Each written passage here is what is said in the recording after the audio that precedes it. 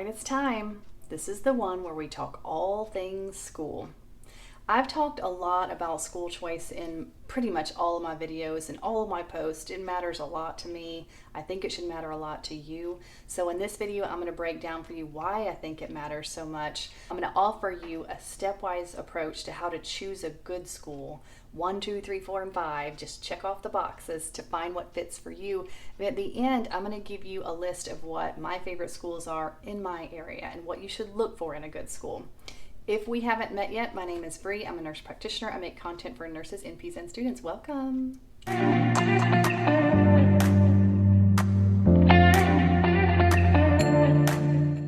Why does it even matter so much? Good question. And if you're watching this, you're probably already aware this is a very heated debate.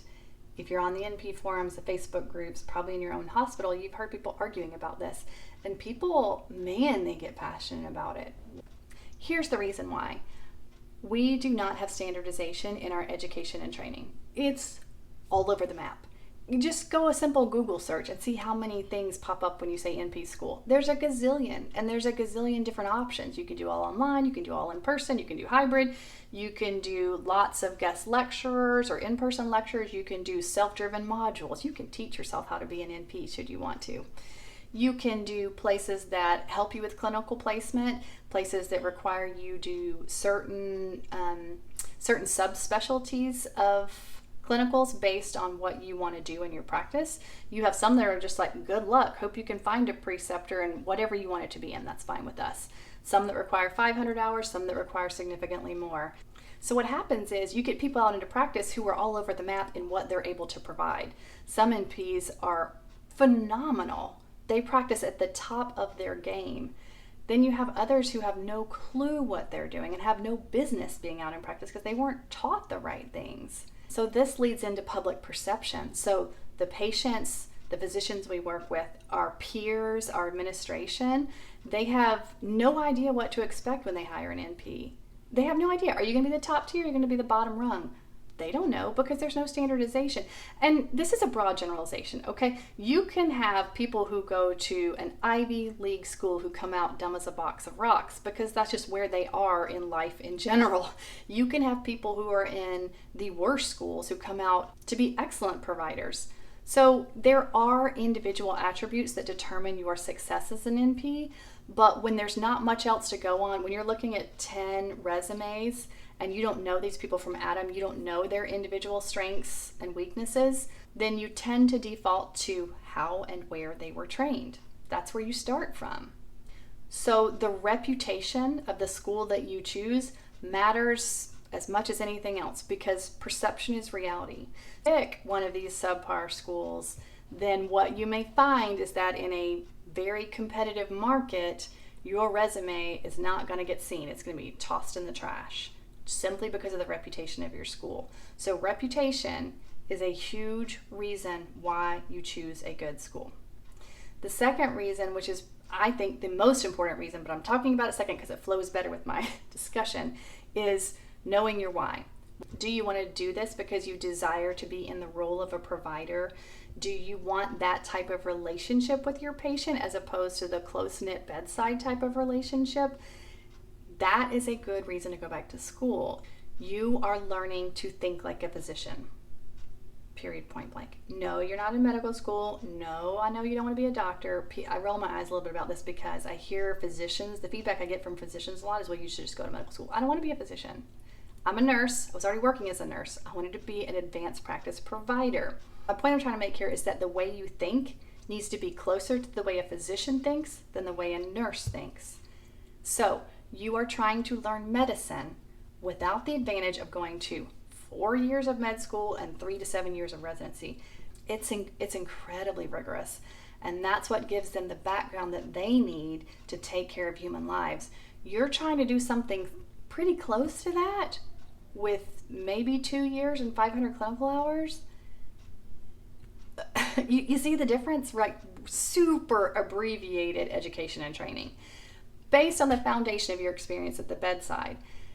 But even still, very, very fast. You really, really need to invest in your education, and you need to pick a school that is going to prepare you to the best of your ability to care for human lives without medical school. And I would argue that a program that teaches you by self-guided modules is not it.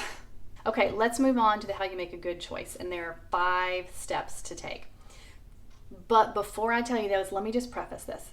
I do not think that strictly online programs are all bad. I really don't. I feel like maybe I've given that impression before, but I don't think that. I think that you can learn online, but I think you need to get an idea of what their curriculum is, because if it's all online and there are not many lectures and it's sort of module driven, self-taught, I think that there should be a healthy amount of required in-class trainings like sim labs, procedure labs, OSCEs. OSCE stands for Objective Structured Clinical Examination. I had to look it up because I don't know. But this is basically a clinical scenario. You walk in the room and there's a patient and you run through a clinical scenario and what you're going to do to treat this person. Those are really, really helpful. Those are the face-to-face kind of interactions that take you from, reading and absorbing the information to applying it. So I think that those are really important. Okay, step number 1. Well, just ask around, particularly within your region. If you don't want to move, ask around. Go to the local clinics, cold call the local clinics and ask if you can speak to the NP. The next time you go for your regular in-clinic visit, ask the NPs that are there. Ask the NPs at your hospital. Just ask. Ask everyone you know, what's a good school? Where'd you go? What do you think about it? Another place to ask would be on the forums. There are a ton of Facebook groups for NPs and NP students.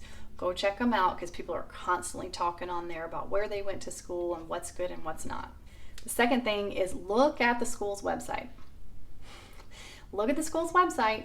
Y'all, if it is vague, if things are hidden, if there's not clear definition in what's required for entry, okay, some of them say things like, call this number for more information. Okay, that's somebody who's looking to make money. They want to tell you whatever you want to hear. It should be clearly outlined on their webpage what the entry requirements are. It shouldn't be hidden anywhere. They should also tell you what your test requirements are for entry. And programs that don't make you take a GRE or GMAT, why? You need to be asking yourself why. Why are they making it easy for me to get in? I don't think this is a good idea, y'all. They should also tell you from the get-go what your clinical requirements are. They should not hide this from you. They should tell you how many hours are required and for which classes. They should tell you what the resources are to you to help you with placement if they do at all. You are going to want them to help you with clinical placement. And there are not a lot of schools that do this, and they tend to cost a lot more. I would highly consider whether or not that's actually worth the money, because clinicals matter probably more than anything else, maybe even more than your lectures, maybe even more than your board review material. Clinicals matter. Clinicals are where you learn to be an NP. Clinicals are your best option for job resources. Y'all, if you go to a place that offers you a lot of different clinicals, you're going to be exposed to that many more people who may have openings. And it's basically a working interview, right? They have an opportunity to see how you'll function. This could be worth paying more money to go to a better school. For my FNP friends, I hear so many friends talk about inability to find a preceptor for psych or peds. I don't really know why those particular specialties, but I see people all the time begging for preceptors in this field. And God, wouldn't it be awful if you pay money and get into a decent school at a good price, and then you can't graduate because you can't get a clinical site? Stresses me out. The other thing is the schools that offer to help you with the clinicals generally are within teaching institutions. So there's already a mindset there of teaching. And so the quality experience you're going to have in your clinical is going to be very different than you just cold calling or getting a friend that you know to do a clinical for you. You may not get as much out of that clinical as you would at a teaching organization. Number 4, and I don't know that this is going to be clearly defined, particularly on the website. You may have to call in, but certainly when you go in for your interview, ask them these questions. How many guest lecturers will there be during my program? This is my secret weapon, y'all. You want as many guest lecturers as possible. Because think about this. Who do you want teaching you about the liver? than a doctor who works in hepatology.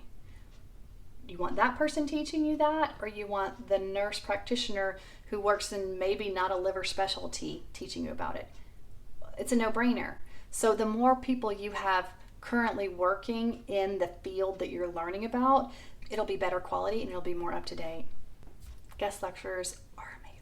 Okay, so this brings me to the end where I'm going to tell you my favorite schools, and I'll give you a couple names where I live locally. I'm in the South. I'm in Georgia. I went to Emory. Obviously, I think a lot about Emory.